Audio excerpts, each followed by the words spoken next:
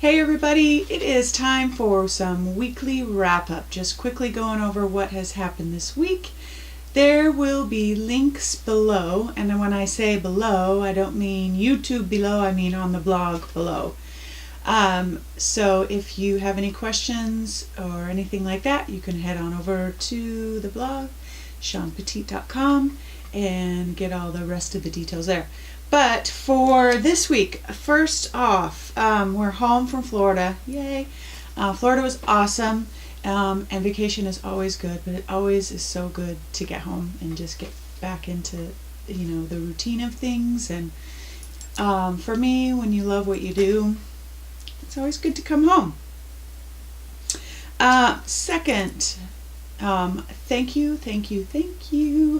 I did a 25% off sale this starting Wednesday, Thursday, and Friday this last week, and wow, thank you guys for everything from prints to prints on wood to the workshops to collage packs. Phenomenal response, and I just, from the bottom of my heart, it just means so much, and thank you for your support. It just makes me feel all warm inside. This week, this is a sneak peek of what is going to be for sale for the original art next week. This is your sneak peek. So this is, I'm sure you guys have seen this one before, but this is the original. This is Begin, and it says, just when the caterpillar thought the world was over, it became a butterfly. And I love the colors. It's got a little bit of everything in here. So this is an 8x10.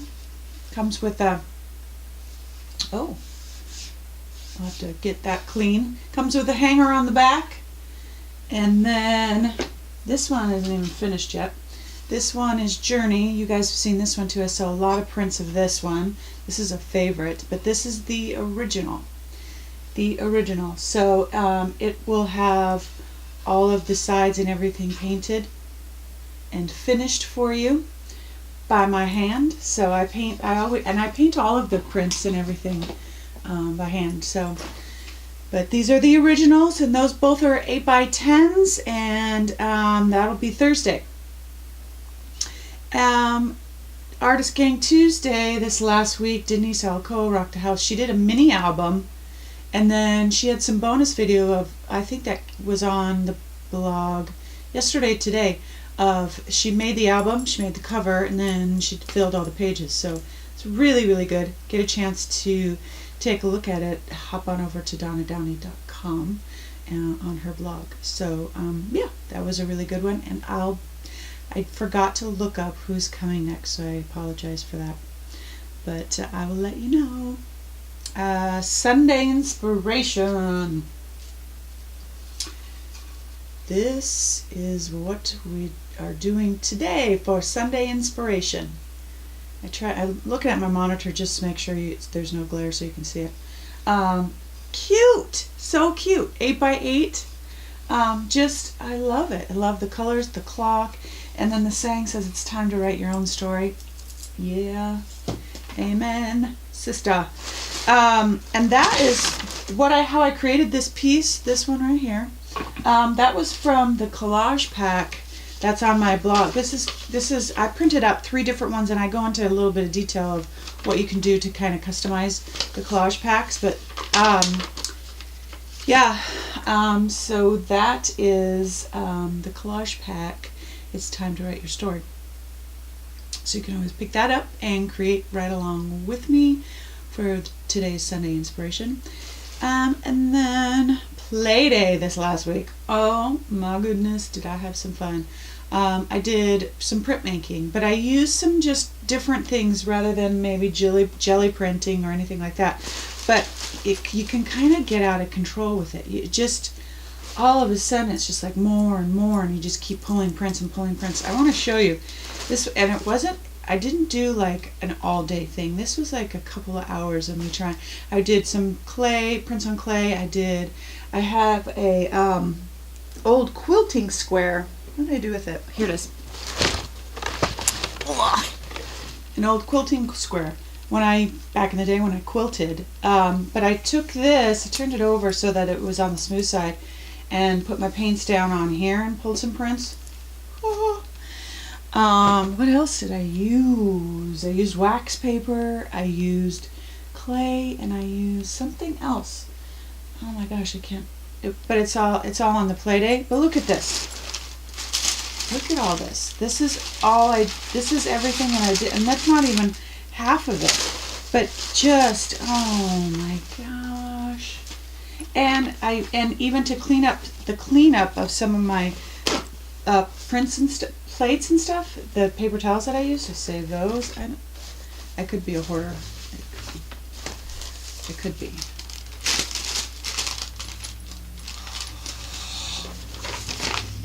I just kept going and going and going. And look at that. Oh my goodness. And then I created I pulled one of the ones that I liked the most and created, oh, I love this color. Look at this one. Anyway, I have so much to learn about it. There's so many different things and so many things to learn. But that was my play time. Oh, this was the one. This was the wax paper that I used for the one thing that I created for Play Day. So that was Play Day. Man, did I have fun. I have a mess over here too, but so fun. You can check out, I just show you all the pictures and of each one that I did and how I did it. That was fun. Be an Artist Studio. If you are local here in Phoenix, Chandler area, Ahwatukee, you will know that. Be an Artist is doing its grand opening on March 26th and 27th, and I will be there. I will be doing some demos.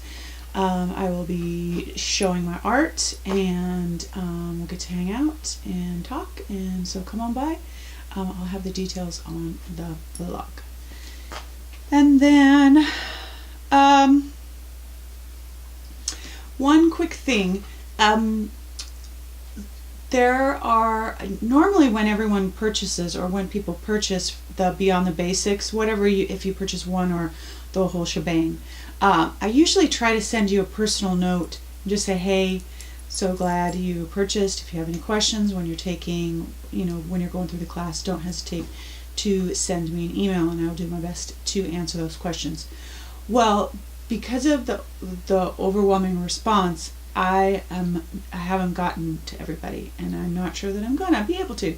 So I just thought I would quickly, I'm gonna try, but I would quickly say on the wrap up that anytime you're going through any of the workshops, the online workshops, and you get to a place where you might be stuck, or you do something and you're like, why did that happen, or how can I fix it, anything like that. Questions about product, if I wasn't clear, because sometimes you try to describe everything, you try to make sure you've got all of your supplies and everything in there. Sometimes I miss something. Don't hesitate to send me an email, and I will do my best, like as soon as I can, but absolutely within 24 hours I'll get back to you and answer your question. So send me an email if you have questions. Speaking of questions, I am trying to answer questions, because I get questions all the time. I'm trying to answer questions on the weekly wrap-up about certain products or different things. And one of the questions this week was, what is my preference as far as brushes go? That is a tricky question, because there are a lot of options. I'm trying to think. There's just so many options. There are chip brushes that are great for doing washes and things like that, or a dry brush. And the chip brush, these are not a synthetic, a bristle brush, mainly probably like horsehair or something like that. But this doesn't leave a very fine, it gives you brush strokes, which is great when you're wanting texture. It's great when you're wanting to do a dry brush, but just not always the best thing. And there are bristle brushes that are fine art brushes too, and again, they are great for certain applications, but I don't necessarily prefer a bristle brush in most of my applications. This is another bristle brush. This is a tiny one to do some great washes and stuff like that. But when I am putting down my matte medium on a project, depending on how smooth I want it or how rough I want it, if I want it smooth, I will use the synthetic brush. I find for me that a synthetic brush gives me a finer line and no strokes or anything like that. And you know, both of these are synthetic, and it gives it a very smooth touch. I also will use foam brushes a lot, especially when I'm just doing a quick rub of color, or especially in classes I will use a foam brush. One, they're very inexpensive. You can reuse them several times, and if somebody puts one in their pocket or you know it gets damaged or whatever, it's okay. Some of these brushes are kind of expensive. So I use a foam brush, and it actually has a pretty smooth finish. A foam brush is great when you're applying matte medium, that kind of thing, and it's also great for your sealer as well. A lot of times I will use a roll brush when I'm putting a sealer on, so that I don't, depending on what kind of effect I want, so that I don't have all those brush strokes. Just depends on what I'm looking for. So there's not really a quick and easy answer of what is the best type of brush. It basically determines what type of medium you're using, what type of look you're wanting to go for. Watercolor brush is completely different, or can be completely different. So lots of different options, and the best way to know which one you prefer or what works best for what medium is to play, and just load up your brushes and try everything, and that is the best way to figure out what you actually prefer and what works best for a certain project. Alrighty, I think that's all for this week's wrap up. Check out any details below in the blog, and I've got some pictures of Florida on there. It was a good trip, but I'm glad to be home. And I think that's all. I think that's it. Got it all. Short and sweet. I hope you have a great day, and I hope you know that you are loved. I'll talk to you soon.